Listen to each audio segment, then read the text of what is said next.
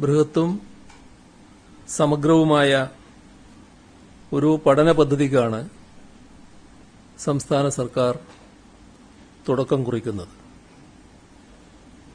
നവകേരളം citizens response programme എന്ന പേരിൽ നടപ്പാക്കുന്ന ഈ നവകേരള വികസന ക്ഷേമ പഠന പരിപാടി കേരളത്തിന്റെ പുരോഗതിക്കും വികസനത്തിനും പുതിയ കരുത്തും ദിശാബോധവും സമ്മാനിക്കുമെന്ന് സുനിശ്ചിതമാണ്. സംസ്ഥാനത്താകെ സന്നദ്ധ സേനാംഗങ്ങൾ ജനങ്ങൾക്കരികിലെത്തിയാണ് ഈ പഠനം നടത്തുക. ജനങ്ങൾക്ക് പറയാനുള്ളതെല്ലാം സൂക്ഷ്മാംശത്തിൽ കേൾക്കും. അഭിപ്രായങ്ങളും നിർദ്ദേശങ്ങളും ശേഖരിക്കും. അതിന്റെ തുടർച്ചയായി സമഗ്രമായ പഠന റിപ്പോർട്ട് തയ്യാറാക്കും.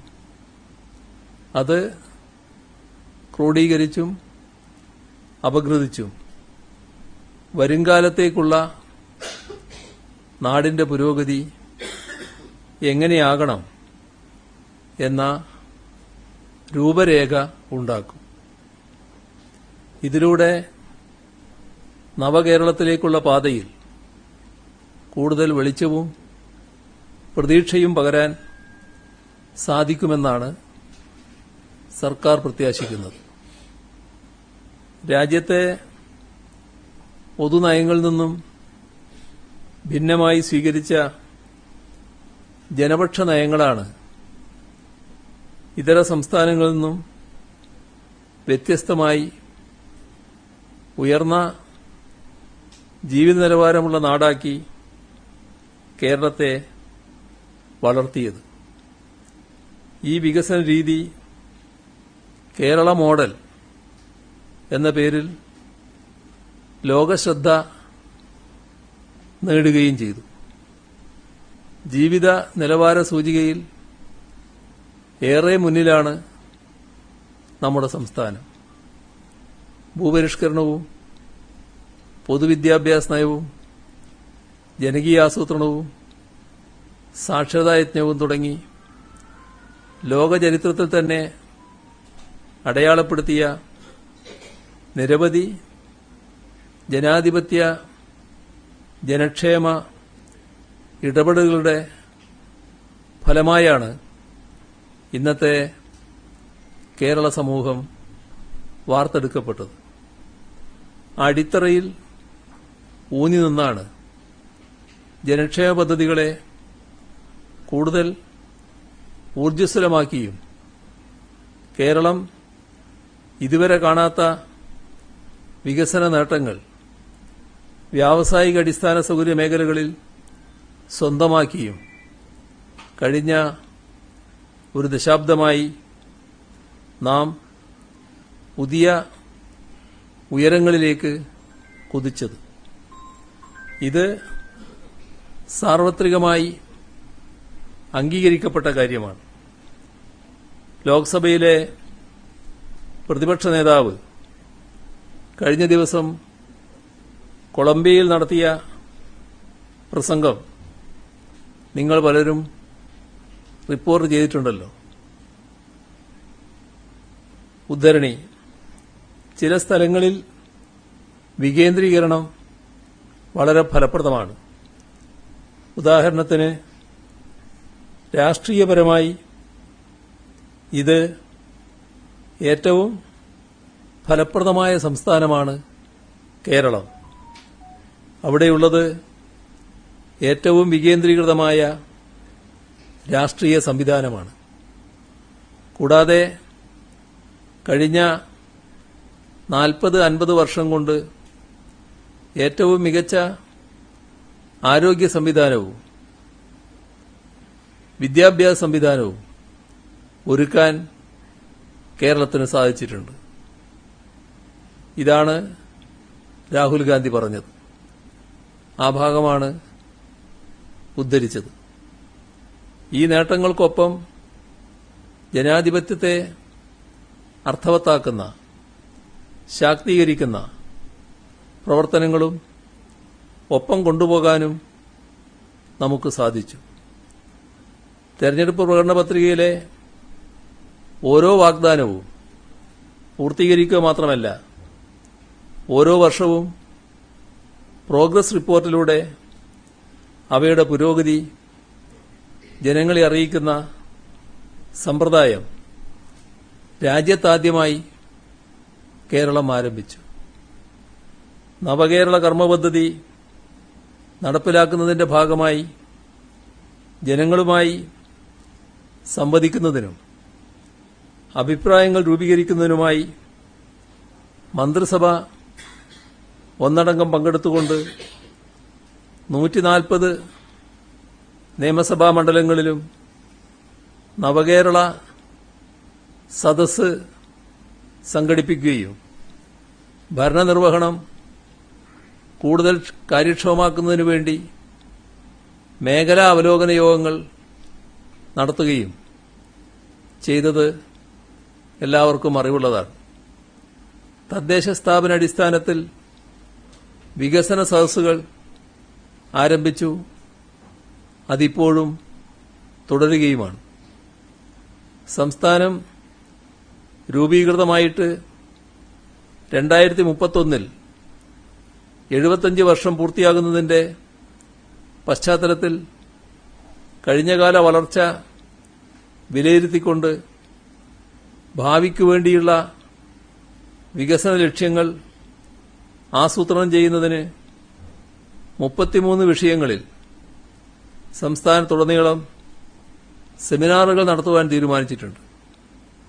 കേരളത്തെ പുരോഗമനപരവും വികസിതവുമായ സംസ്ഥാനമാക്കി മാറ്റുക എന്ന ലക്ഷ്യത്തോടെയാണ് വിഷൻ 2031 എന്ന പേരിൽ ഈ പരിപാടി സംഘടിപ്പിക്കുന്നത്. ജനങ്ങളിൽ നിന്ന് ആശയങ്ങളും അഭിപ്രായങ്ങളും സ്വീകരിച്ച് അവരുടെ പരാതികൾക്ക് പരിഹാരം കാണുന്നതിന് സിഎം വിത്ത് മീ എന്ന പേരിൽ സിറ്റിസൺ കണക്ട് സെന്റർ ഇതിനകം പ്രവർത്തനം ആരംഭിച്ചിട്ടുമുണ്ട്. ഇത്തരത്തിൽ നവകേരള നിർമ്മിതിയുടെ പ്രവർത്തനങ്ങൾ സംസ്ഥാനത്ത് എല്ലാ മേഖലകളിലും നടന്നുവരികയാണ്. വികസനക്ഷേമ പദ്ധതികൾ ജനങ്ങളുടെ ജീവിത നിലവാരത്തിൽ വളർച്ചയും മുന്നേറ്റവും ഉണ്ടാക്കിയിട്ടുണ്ട്. ഇതിനകം നടപ്പിലാക്കിയ പദ്ധതികളുടെ അനുഭവങ്ങളെ വിലയിരുത്തേണ്ടത് നവകേരള നിർമ്മിതിയുടെ ലക്ഷ്യം നേടുന്നതിന് അത്യന്താപേക്ഷിതമാണ്. നവകേരള നിർമ്മാണത്തിന്റെ ഇതുവരെയുള്ള അനുഭവങ്ങൾ നമ്മുടെ ആവശ്യകതയുമായി തുലനം ചെയ്ത് വിലയിരുത്തപ്പെടേണ്ടതുണ്ട്. കേരളം ഇതിനോടകം കൈവരിച്ച നേട്ടങ്ങളിൽ നിന്നും ഒരു പടി കൂടി കടന്ന് വികസിത രാജ്യങ്ങളിലെ ജനങ്ങളുടെ ജീവിത നിലവാരമുള്ള നാടായി കേരളത്തെ ഉയർത്തുവാനാണ് ലക്ഷ്യമിടുന്നത്. എല്ലാവർക്കും വിദ്യാഭ്യാസം, ആരോഗ്യ, സുരക്ഷാ സംവിധാനങ്ങൾ, ഓരോ കുടുംബത്തിനും വീട്, ജീവിത വരുമാനത്തിനായി തൊഴിൽ, മികച്ച അടിസ്ഥാന സൗകര്യങ്ങൾ, വികസന നേട്ടങ്ങളുടെ ഗുണഫലം എല്ലാ വിഭാഗത്തിനും ലഭ്യമാക്കുക, വിനോദത്തിനും കായിക വളർച്ചയ്ക്കും മറ്റ് ജീവിത മുന്നേറ്റത്തിനും സംവിധാനമൊരുക്കൽ എന്നിവയാണ് നവകേരളത്തിന്റെ ലക്ഷ്യം. ഇക്കാര്യത്തിൽ ഏറെ മുന്നോട്ടു പോകാൻ ഇതിനകം സംസ്ഥാനത്ത് നടപ്പിലാക്കിയ ഭരണ നടപടികളിലൂടെ സാധിച്ചിട്ടുണ്ട്. അതിദാരിദ്ര്യ നിർമ്മാർജ്ജന ലക്ഷ്യം 2025 നവംബർ 1 രാജ്യത്താദ്യമായി കൈവരിക്കുന്ന സംസ്ഥാനമായി കേരളം മാറുകയാണ്. 5 ലക്ഷത്തിലേറെ വീടുകൾ, അടിസ്ഥാന സൗകര്യ വികസന മേഖലയിൽ വൻപിച്ച മുന്നേറ്റങ്ങൾ, സാമൂഹ്യക്ഷേമ പദ്ധതികളിൽ കാര്യക്ഷമമായ ഇടപെടൽ, ആരോഗ്യ വിദ്യാഭ്യാസ മേഖലകളിലെ അതിനൂതന സംവിധാനങ്ങൾ, വിജ്ഞാന സമ്പദ്ഘടന എന്ന കാഴ്ചപ്പാട്, കാർഷിക വ്യവസായ മേഖലയിലെ മുന്നേറ്റം, ഇങ്ങനെ കേരളത്തിന്റെ മുഖച്ഛായ മാറ്റത്തക്ക രീതിയിലുള്ള പ്രവർത്തനങ്ങളാണ് LDF സർക്കാർ നടപ്പാക്കി വരുന്നത്. വികസനക്ഷേമ പദ്ധതികൾ നാടിനുണ്ടാക്കിയ വളർച്ചയും ജനങ്ങൾക്ക് അനുഭവവേദ്യമായ നേട്ടങ്ങൾ വിലയിരുത്തുന്നതോടൊപ്പം പിന്നോക്കം നിൽക്കുന്ന പ്രദേശങ്ങൾ വികസനക്ഷേമ പദ്ധതികളുടെ കാര്യക്ഷമത വർദ്ധിപ്പിക്കൽ, നവകേരള പദ്ധതിയിലെ ജനപങ്കാളിത്തം തുടങ്ങിയ കാര്യങ്ങളിൽ വിപുലമായ പഠനം നടത്തി നവകേരളം എന്ന ലക്ഷ്യം പൂർത്തീകരിക്കാൻ കഴിയേണ്ടതുണ്ട്. നവകേരള പദ്ധതികൾ കൂടുതൽ കാര്യക്ഷമമാക്കാനും ജനങ്ങളുടെ അനുഭവങ്ങൾ സ്വാംശീകരിക്കുവാനും കഴിയും വിധമുള്ള പഠന പരിപാടിക്കാണ് ഇപ്പോൾ രൂപം നൽകിയിട്ടുള്ളത്. നവകേരളം വികസനക്ഷേമ പഠന പരിപാടിയിലൂടെ ജനങ്ങളിലേക്കെത്തി അവരുടെ അഭിപ്രായങ്ങൾ കേട്ടും വികസന ചർച്ചകളിൽ പങ്കെടുപ്പിച്ചും അവരെ നയരൂപീകരണത്തിന്റെ അവിഭാജ്യ ഘടകമാക്കാനാണ് ഉദ്ദേശിക്കുന്നത്. ഇതുപോലൊരു ജനാധിപത്യ ഇടപെടൽ ലോക ചരിത്രത്തിൽ തന്നെ അപൂർവമായിരിക്കും എന്നതിൽ സംശയമില്ല. നവകേരള നിർമ്മിതിയുടെ ഭാഗമായി എല്ലാ കുടുംബങ്ങളിൽ നിന്നും വികസനക്ഷേമ പദ്ധതികളുടെ അനുഭവങ്ങളും അഭിപ്രായങ്ങളും തേടുവാനും ജനങ്ങളുടെ പങ്കാളിത്തം ഉറപ്പാക്കുവാനും ഇതുവഴി സാധിക്കും. ഓരോ പ്രദേശത്തും പദ്ധതികളുടെ ഗുണഫലം എത്തിക്കുന്നതിനുള്ള അഭിപ്രായങ്ങളും നിർദ്ദേശങ്ങളും ജനങ്ങളിൽ നിന്ന് ശേഖരിക്കുകയും സമയബന്ധിതമായി മുഴുവൻ കുടുംബങ്ങളിലും പദ്ധതികളുടെ ഗുണഫലം എത്തിക്കുന്നതിനുമുള്ള കർമ്മപദ്ധതികൾക്ക് രൂപം കൊടുക്കുകയും ചെയ്യും. 2026 ജനുവരി 1 മുതൽ 2026 ഫെബ്രുവരി 28 വരെ സാമൂഹിക സന്നദ്ധ സേന അംഗങ്ങളുടെ സേവനം ഉപയോഗപ്പെടുത്തിയാണ് പരിപാടി നടപ്പിലാക്കുക. പദ്ധതിയുടെ നടത്തിപ്പിന് 4 അംഗ സംസ്ഥാനതല ഉപദേശക സമിതി രൂപീകരിച്ചു. സംസ്ഥാനതല നിർവഹണ സമിതിയും നിലവിൽ വരും.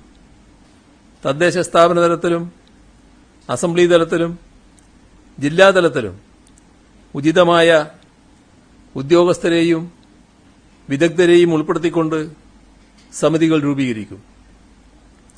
സംസ്ഥാന സമിതിക്ക് സമർപ്പിക്കുന്ന ക്രോഡീകരിച്ച റിപ്പോർട്ട് പരിശോധിച്ച് ഉചിതമായ ശുപാർശ സർക്കാരിൽ സമർപ്പിക്കുന്നതിന് Thiruvananthapuram institute of management in ഗവൺമെന്റിൽ പ്രത്യേക സംവിധാനം ഒരുക്കും. ചീഫ് സെക്രട്ടറിക്ക് പുറമെ മുഖ്യമന്ത്രിയുടെ chief principal secretary doctor K M Abraham, IAS retired, മുൻ chief secretary IMG director K Jayakumar, IAS retired, IIM Kozhikode professor doctor Saji Gopinath, Kerala digital university മുൻ വൈസ് ചാൻസലറാണ് അദ്ദേഹം. ഇവരാണ് സംസ്ഥാനതല ഉപദേശക സമിതിയിലുള്ളത്. സംസ്ഥാനതല നിർവഹണ സമിതി രൂപീകരിക്കാൻ ചീഫ് സെക്രട്ടറിയെ ചുമതലപ്പെടുത്തിയിട്ടുമുണ്ട്.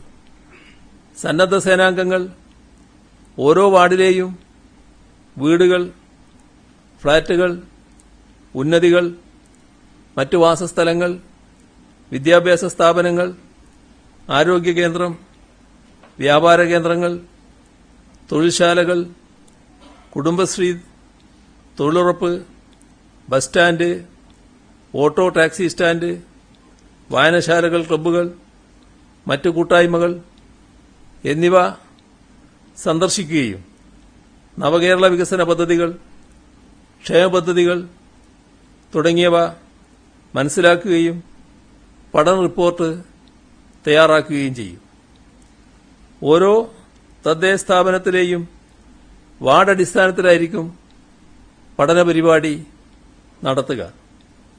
ഓരോ വാർഡിലും 4 അംഗ സന്നദ്ധ പ്രവർത്തകരെ ഇതിനായി നിയോഗിക്കും. സംസ്ഥാന സാമൂഹ്യ സന്നദ്ധ സേനയിൽ പേര് രജിസ്റ്റർ ചെയ്തവരിൽ നിന്നുമാണ് സന്നദ്ധ പ്രവർത്തകരെ കണ്ടെത്തുക. സന്നദ്ധ സേനാംഗങ്ങൾ പ്രതിഫലേച്ഛയില്ലാതെയും പഠന പ്രവർത്തനങ്ങൾ ചെയ്യുക എന്നതാണ് ഇതിലൂടെ ഉദ്ദേശിക്കുന്നത്. ഇതിൽ പങ്കെടുക്കുന്ന സന്നദ്ധ പ്രവർത്തകർക്ക് എപ്രിസിയേഷൻ സർട്ടിഫിക്കറ്റുകൾ നൽകുന്നതായിരിക്കും. നാടിന്റെ പുരോഗതിക്കായി നിസ്വാർത്ഥമായി പ്രവർത്തിക്കാൻ തയ്യാറായി വന്ന സന്നദ്ധ സേനാംഗങ്ങളാണ് ഈ പരിപാടിയുടെ കരുത്തായി മാറുക. അവരുടെ സാമൂഹ്യ പ്രതിബദ്ധതയും ത്യാഗസന്നദ്ധതയും സമൂഹത്തിനാകെ പ്രചോദനം പകരും. അതിൽ നിന്നും ഊർജം ഉൾക്കൊണ്ട് കൂടുതൽ ആളുകൾ നവകേരള സിറ്റിസൺ റെസ്പോൺസ് പ്രോഗ്രാമിന്റെ ഭാഗമാകണമെന്നാണ് അഭ്യർത്ഥിക്കാനുള്ളത്. NSS വളണ്ടിയർമാർ, NCC കേഡറ്റുകൾ, പ്രൊഫഷണൽ വിദ്യാർത്ഥികൾ എന്നിങ്ങനെ വിവിധ മേഖലകളിൽ സന്നദ്ധരാകുന്നവർക്കും ഈ പ്രവർത്തനം ഏറ്റെടുക്കാൻ കഴിയുന്നതാണ്. ഓരോ പ്രദേശത്തെയും വികസന ആവശ്യങ്ങൾ, നടപ്പിലാക്കിയ പദ്ധതികളുടെ പോരായ്മകൾ, ക്ഷേമ പദ്ധതികളുടെ നടത്തിപ്പ് കൂടുതൽ കാര്യക്ഷമമാക്കുന്നതിനുള്ള നിർദ്ദേശങ്ങൾ, മറ്റ് സർക്കാർ പദ്ധതികളുടെ നടത്തിപ്പ് സംബന്ധിച്ച അഭിപ്രായങ്ങളും നിർദ്ദേശങ്ങളും തുടങ്ങിയവ ഇവയെല്ലാം ശേഖരിച്ച് പഠന റിപ്പോർട്ടിന്റെ ഭാഗമാക്കും.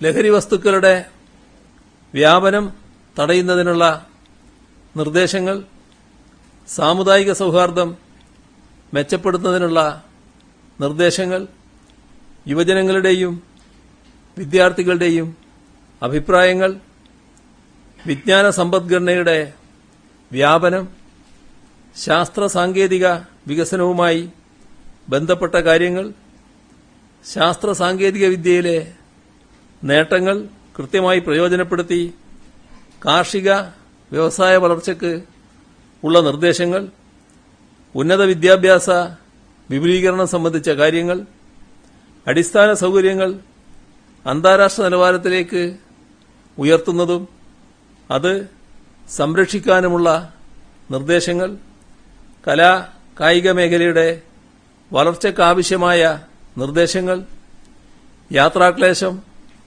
പൊതു ശൌചാലയങ്ങൾ, ബസ് കാത്തിരിപ്പ് കേന്ദ്രങ്ങൾ, ഓട്ടോ ടാക്സി സ്റ്റാൻഡുകൾ, വയോജന സംരക്ഷണ സംവിധാനങ്ങൾ, ആരോഗ്യ സംരക്ഷണ സംവിധാനങ്ങൾ, അവയുടെ കാര്യക്ഷമത, മനുഷ്യ വന്യമൃഗ സംഘർഷങ്ങൾ, കുടുംബശ്രീ പ്രവർത്തനം, തൊഴിലുറപ്പ് മേഖലയിലെ പ്രശ്നങ്ങൾ, ഇങ്ങനെ സാമൂഹ്യ ജീവിതത്തിലെ വ്യത്യസ്ത പ്രശ്നങ്ങൾ പഠിച്ച് സമഗ്രമായ റിപ്പോർട്ടായിരിക്കും തയ്യാറാക്കുക. 2026 മാർച്ച് 31 തീയതിയോടെ പഠന റിപ്പോർട്ട് തയ്യാറാക്കി പൂർത്തിയാക്കി സർക്കാരിന് സമർപ്പിക്കാൻ കഴിയും വിധമാണ് ഈ പരിപാടി ആസൂത്രണം ചെയ്തിട്ടുള്ളത്. ജനകീയ പങ്കാളിത്തത്തോടെ നവകേരളം പടുത്തുയർത്താനുള്ള സംസ്ഥാന സർക്കാരിന്റെ പരിശ്രമത്തിന് കൂടുതൽ ആക്കവും ദിശാബോധവും സമ്മാനിക്കാൻ ഈ പഠന പരിപാടിക്ക് സാധിക്കും. തങ്ങളുടെ ആവശ്യങ്ങളും അഭിപ്രായങ്ങളും ആശയങ്ങളും സർക്കാരിലേക്ക് എത്തിക്കാനും നവകേരള സൃഷ്ടിയിൽ പങ്കുചേരാനും ഈ നാട്ടിലെ ഓരോ പൌരനും അവസരം നൽകാനും ഇതിലൂടെ കഴിയും. അതുകൊണ്ട് കേരള സമൂഹത്തിന്റെ ആകെ സക്രിയവും സർഗാത്മകവുമായ പങ്കാളിത്തം പഠന പരിപാടിയുടെ വിജയത്തിന് അനിവാര്യമാണ്. സന്നദ്ധ സേനയുടെ ഭാഗമാകാൻ കൂടുതൽ ആളുകൾ കടന്നു വരേണ്ടതുണ്ട്. അതിനായി എല്ലാവരുടെയും പിന്തുണ അഭ്യർത്ഥിക്കുകയാണ്. സർക്കാരും ജനങ്ങളും കൈകോർത്ത് കേരളത്തിന്റെ ഐശ്വര്യപൂർണമായ ഭാവിക്കു വേണ്ടി പ്രവർത്തിക്കണം. അത് ഉറപ്പുവരുത്താൻ നവകേരളം സിറ്റിസൺ റെസ്പോൺസ് പ്രോഗ്രാം സഹായകമാകും. മറ്റൊരു പ്രശ്നം, എയ്ഡഡ് സ്കൂൾ ഭിന്നശേഷി നിയമനവുമായി ബന്ധപ്പെട്ട് സുപ്രീംകോടതി നൽകിയ ആനുകൂല്യം എല്ലാ സ്കൂൾ മാനേജ്മെന്റുകൾക്കും കൊടുക്കണമെന്നതാണ് സർക്കാരിന്റെ അഭിപ്രായം.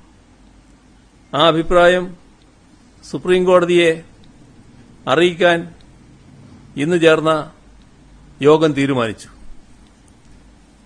മറ്റൊന്ന്, മുനമ്പം വിഷയവുമായി ബന്ധപ്പെട്ട് സർക്കാർ നിയോഗിച്ച justice Ramendran Nair commission report സർക്കാരിന് ലഭിച്ചിട്ടുണ്ട്. റിപ്പോർട്ടിന്മേൽ തുടർ നടപടികൾ സ്വീകരിക്കാൻ ബഹുമാനപ്പെട്ട ഹൈക്കോടതി അനുമതി നൽകിയിട്ടുമുണ്ട്. ഈ സാഹചര്യത്തിൽ റിപ്പോർട്ട് പരിശോധിച്ച് കൈക്കൊള്ളേണ്ട തുടർ നടപടികൾ സംബന്ധിച്ച കാര്യങ്ങൾ മന്ത്രിസഭ ചർച്ച ചെയ്ത് തീരുമാനിക്കും. ബന്ധപ്പെട്ട മന്ത്രിമാരും ചീഫ് സെക്രട്ടറിയും അഡ്വക്കേറ്റ് ജനറലും ഈ യോഗങ്ങളിൽ പങ്കെടുത്തിരുന്നു. ഇത്രയും വിവരങ്ങളാണ് നിങ്ങളുടെ അടുത്ത് കൈമാറാനുള്ളത്. ഭിന്നശേഷി വിഷയത്തിൽ നേരത്തെ സർക്കാർ പറഞ്ഞിട്ടുള്ളത് മാനേജ്മെന്റുകൾ സുപ്രീം കോടതിയിലേക്ക് പോയാൽ സർക്കാർ അവർക്ക് അനുകൂലമായ സമീപനം സ്വീകരിക്കുന്നതാണ്. ഇന്നത്തെ തീരുമാനം അനുസരിച്ച് സർക്കാർ തന്നെ സുപ്രീം കോടതിയിൽ പോയി പറയുകയാണോ ഇത് ഇംപ്ലിമെന്റ് ചെയ്യാമെന്ന്? അതെ, അതായത് നേരത്തെ സുപ്രീം കോടതിയുടെ ഒരു വിധിയിൽ ചില കാര്യങ്ങൾ വന്നപ്പോൾ സർക്കാർ എന്തെങ്കിലും നടപടികൾ സ്വീകരിക്കുന്നുണ്ടെങ്കിൽ സുപ്രീം കോടതിയുടെ അറിവോടെയും അനുമതിയോടെയും ആകണമെന്നൊരു ഭാഗമുണ്ട്. അപ്പോൾ സർക്കാരിന് ഏകപക്ഷീയമായി നടപടി ഇപ്പോൾ സ്വീകരിക്കാൻ പറ്റില്ല. അതുകൊണ്ടാണ് ആ വിഷയം ചർച്ച ചെയ്തുകൊണ്ട് സർക്കാരിന്റെ അഭിപ്രായം സുപ്രീം കോടതി അറിയിക്കുന്നു. ഒരു പെറ്റീഷനിൽ സുപ്രീം കോടതി ആനുകൂല്യം നൽകിയിട്ടുണ്ട്. അത് എല്ലാവർക്കും നൽകണമെന്നാണ് സർക്കാരിന്റെ അഭിപ്രായം. ആ കാര്യം സുപ്രീം കോടതി അറിയിച്ച് സ്വാഭാവികമായും സുപ്രീം കോടതി അംഗീകരിക്കുമെന്നാണ് സർക്കാർ പ്രതീക്ഷിക്കുന്നത്. ആ അനുമതിയോടെ നടപ്പാക്കണമെന്നാണ് സർക്കാർ കരുതുന്നത്. ക്രൈസ്തവ മാനേജ്മെന്റിന് സമ്മർദ്ദം സർക്കാരിന് ഉണ്ടായതുകൊണ്ടാണോ സർക്കാർ സ്വമേധയാ തീരുമാനത്തിലേക്ക് പോവുകയായിരുന്നു? അല്ല, ഇത് എല്ലാ വിഭാഗം ആളുകളും ഇക്കാര്യത്തിൽ പരാതിയുള്ളവരാണ്. നേരത്തെ തന്നെ കോടതിയുമായിട്ട് ബന്ധപ്പെട്ട ചർച്ചകളും യുദ്ധങ്ങളും നടന്നുകൊണ്ടിരിക്കുന്നുണ്ടായിരുന്നു. ഹൈക്കോടതിയിൽ നിരവധി പെറ്റീഷനുകൾ, സുപ്രീം കോടതിയുടെ മുന്നിലുള്ള പെറ്റീഷന്റെ കാര്യം ഞാൻ പറഞ്ഞല്ലോ. അങ്ങനെയുള്ള നിരവധി പെറ്റീഷനുകൾ പോകുന്നുണ്ടായിരുന്നു. അത് നൂറുകണക്കിന് ആളുകൾ ഇതിന്റെ മുന്നിൽ പോയിട്ടുണ്ട്. അതിൽ പ്രൈവറ്റ് മാനേജ്മെന്റുകളുണ്ട്, മാനേജ്മെന്റ് അസോസിയേഷൻസ് ഉണ്ട്, ടീച്ചേഴ്സ് ഉണ്ട്, എല്ലാവരും പോയിട്ടുണ്ട്. ഇവരെല്ലാം സ്വാഭാവികമായിട്ടും സർക്കാരിനെ സമീപിക്കുമല്ലോ. പക്ഷേ സർക്കാർ ആ കാര്യത്തിൽ ഏകപക്ഷീയമായൊരു നടപടിയെടുക്കുന്നതിന് തടസ്സമുള്ളതുകൊണ്ടാണ് ഇപ്പൊ ഇങ്ങനെയൊരു നിലപാടെടുത്ത്? ഇത് എല്ലാവരുടെയും ഒരു ആവശ്യമാണ്. ആ ആവശ്യം പരിഗണിച്ചുകൊണ്ടാണ് സർക്കാർ ഇത്തരമൊരു നിലപാട് സ്വീകരിച്ചിട്ടുള്ളത്. ശബരിമലയിലെ സ്വർണ്ണക്കള്ളയിൽ LDF സർക്കാർ നിയോഗിച്ച ഭരണസമിതി അംഗങ്ങളെ പ്രതികളാക്കി SIT FIR രജിസ്റ്റർ ചെയ്തു. അത് ഞാൻ നേരത്തെ പറഞ്ഞതാണല്ലോ. SIT ഇപ്പോ സ്പെഷ്യൽ ഇൻവെസ്റ്റിഗേഷൻ ടീം നടന്നുകൊണ്ടിരിക്കുകയാണല്ലോ. അവരുടെ പ്രവർത്തനം നടക്കട്ടെ. അവരുടെ പ്രവർത്തനം നടന്ന് അതിന്റെ ഭാഗമായിട്ടുള്ള ഹൈക്കോടതിയുടെ മേൽനോട്ടത്തോടെയുള്ള അന്വേഷണമാണ് നടക്കുന്നത്. അപ്പോൾ ഒരു ആശങ്കയും വേണ്ടതില്ല. നല്ല അന്വേഷണം നടക്കും. ആ അന്വേഷണം നടന്നതിന് ശേഷം ബാക്കി കാര്യങ്ങൾ തീരുമാനിക്കാം. 2019 ദേവസ്വം ബോർഡ് എന്ന് പറഞ്ഞാൽ LDF നിയമിച്ച സമിതിയാണ്. അവരെയൊക്കെ പ്രത്യേകിക്കണമെന്നൊക്കെ പറഞ്ഞു വന്നത്. അപ്പോൾ ഇത്തരം കാര്യങ്ങളിൽ ഈ അന്വേഷണം പൂർത്തിയാക്കുന്നതിനൊപ്പം തന്നെ മറ്റ് രാഷ്ട്രീയപരമായ നടപടികളൊക്കെ ആലോചിക്കേണ്ടത്. കാരണം വലിയ അനാസ്ഥയല്ലേ ഇക്കാര്യത്തിൽ വന്നത്. അല്ല, അത് അന്വേഷണം കഴിഞ്ഞാലല്ലേ. അന്വേഷണം നടക്കട്ടെ. അന്വേഷണത്തിന് മുമ്പ് എന്തിനാണ് നമ്മൾ വിധി എഴുതാൻ പോകുന്നത്? അന്വേഷണം നടന്ന് അതുമായി ബന്ധപ്പെട്ട റിപ്പോർട്ടുകൾ വരട്ടെ. അതിനുശേഷം നമുക്ക് കാര്യങ്ങൾ ആലോചിക്കാം. അന്വേഷണ റിപ്പോർട്ടിന്റെ അടിസ്ഥാനത്തിലാണ് അന്വേഷണ റിപ്പോർട്ടിൽ കൃത്യമായി തന്നെ പറയുന്നുണ്ട് അന്നത്തെ ഭരണസമിതിക്ക് ഇതിനകത്ത് പ്രേരണയും സമ്മർദ്ദവും ഉണ്ടായിട്ടുണ്ട്. അത് അന്വേഷിക്കണമെന്ന് ദേവസ്വം വിജിലൻസിന്റെ SP കൊടുത്ത റിപ്പോർട്ടിൽ തന്നെയുണ്ട്. ഇവിടെ എന്തോ പറയാൻ നോക്കിയല്ലോ.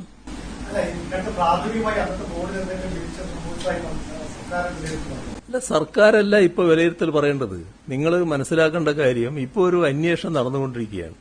ആ അന്വേഷണത്തെ ഏതെങ്കിലും തരത്തിൽ ബാധിക്കുന്ന ഒരു കമന്റ് എന്റെ ഭാഗത്തുനിന്ന് വരുന്നത് ശരിയാണോ? നിങ്ങൾ തന്നെ അത് ചോദ്യം ചെയ്യില്ലേ? അപ്പൊ അത്തരം കാര്യങ്ങളിലേക്ക് ചോദ്യം പോയിട്ട് കാര്യമില്ല. ഞാനിപ്പോൾ അതിനെക്കുറിച്ച് പറയാനാണല്ല. അതുമായി ബന്ധപ്പെട്ട് ഒരു കാര്യം മാത്രമാണ് ഉറപ്പാക്കേണ്ടത്. അന്വേഷണം കൃത്യമായി നടക്കണം. അതിപ്പോ നടന്നുകൊണ്ടിരിക്കുന്നുണ്ട്. ആ അന്വേഷണത്തിന്റെ ശേഷം എന്താണോ ചെയ്യേണ്ടത് അത് നമുക്ക് തീരുമാനിക്കാം. കളങ്കിതനായ ഉണ്ണികൃഷ്ണൻ പോറ്റിയെ തന്നെ 2025 അറ്റകുറ്റപ്പണി കേൾപ്പിച്ചതിലൊരു വീഴ്ചയില്ല. ഞാൻ പറഞ്ഞല്ലോ കാര്യങ്ങൾ. ഇതുമായി ബന്ധപ്പെട്ട് അന്വേഷണം നടന്നിട്ട് ആരൊക്കെയാണ് അന്വേഷണത്തിന്റെ ഭാഗമായി ബലം കണിഞ്ഞോ ബലം കണിയാതെയോ ജയിലിലേക്ക് പോകുന്നത് നമുക്ക് നോക്കാം. അതല്ലേ നല്ലത്. അതിനെന്തിനാണ് ഇത്ര ധൃതിപ്പെടുന്നത്?